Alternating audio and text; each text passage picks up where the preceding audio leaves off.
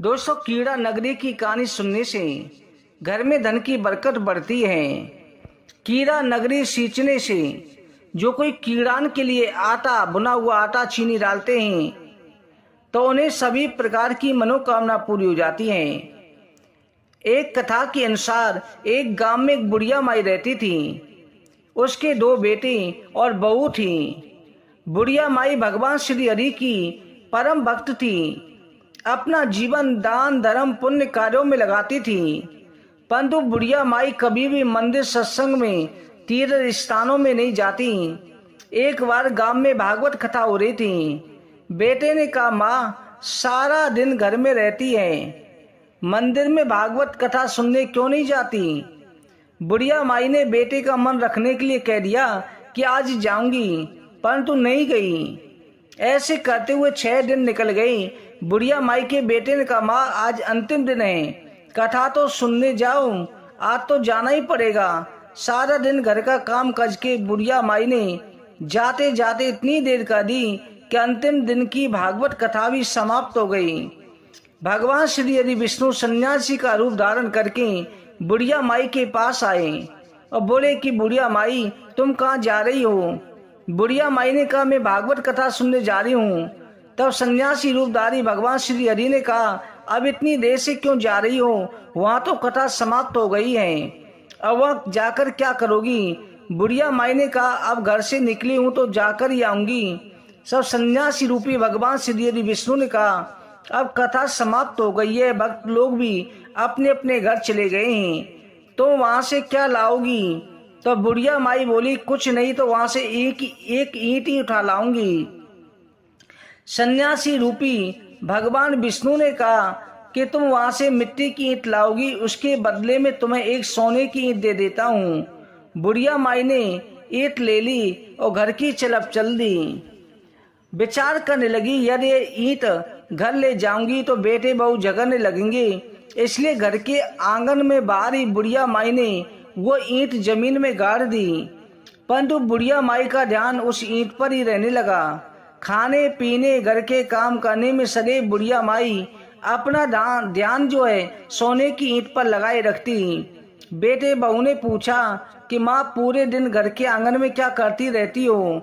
बुढ़िया माई ने कहा कि मैं जाने वालों को देखती रहती हूँ। एक दिन बुढ़िया माई मर गई। यमराज के दूत बुढ़िया माई को लेने आए। बुढ़िया माई को लेकर धर्मराज जी के पास पहुंचे। धर्मराज जी को सारी बात बतलाई।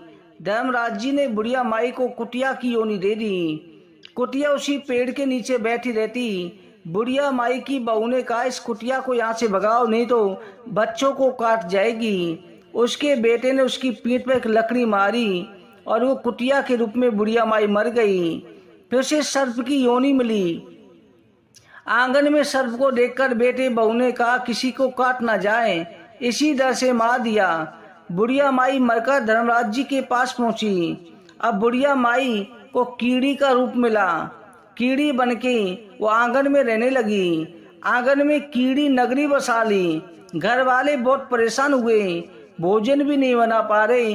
मन ही मन बोले कि न जाने क्या होने वाला है। भगवान का ध्यान करने लगी। भगवान श्री हरि विष्णु सन्यासी का रूप धारण करके आए। बोले, कुछ खाने को दे दो। घर वालों ने कहा, महाराज हमारे यहाँ खाने को कुछ नहीं बनाया, क्योंकि हमारे घर में कीड़ी नगरी हो गई है, आप ही इसका कोई उपाय बतलाइए। तब महाराज जी ने आंगन में खुदा, कहा कि आंगन खोदो। सोने की ईंट निकाली, दोनों बेटों को दे दी। कहा कि तुम्हारी माँ के नाम से दान पुण्य करना, धर्मशाला बनवाना, स्कूल बनवाना, प्याऊ लगवाना, गौशाला में गाय के चारे की व्यवस्था करना। परंतु दोनों बेटे आपस में झगड़ने लगे कि तू दान कर, तू दान कर। किसी ने बुढ़िया माई के नाम से कोई दान नहीं किया। कीड़ा नगरी वह उसी रूप में स्थापित हो गई। कुछ दिन बाद सन्यासी बाबा आया। बुढ़िया माई के बेटों ने भगवान स्वरूप सन्यासी महाराज से कहा कि हमारे घर की हालत वैसी की वैसी है, कीड़ा नगरी तो वैसे की वैसी है। तो साधु रूप सन्यासी महाराज ने कहा, वो सोने की ईंट के टुकड़े लाओ, उन्हें बेचकर उनसे जो भी धन मिले उसे तुम्हारी माँ के नाम से दान पुण्य करो। इस कीड़ा नगरी पर शक्कर और आटा डालो। तुम ऐसा करोगे तुम्हारी माँ को मोक्ष प्राप्ति होगी, उनके घर से कीड़ी नगरी चली जाएगी। इस तरह से बेटे बहू ने किया। बेटे बहू के ऐसा करते ही कीड़ा नगरी समाप्त हो गई, उनकी माँ को मोक्ष प्राप्त हुआ। जो व्यक्ति प्रतिदिन सुबह आटा शक्कर चींटियों को डालता है, सदैव धनवान पुत्रवान संपन्न सुख शांति से जीवन यापन करता है। उसके घर में कोई कष्ट नहीं आता, उसका जीवन सदा सर्वदा आनंद से व्यतीत होता है। उसके परिवारजन उसे अत्यंत स्नेह प्रदान करते हैं। कीड़ा नगरी प्रतिदिन सींचने से, कहानी सुनने से दान पुण्य धर्म का फल प्राप्त होता है। बोलो विष्णु भगवान की जय।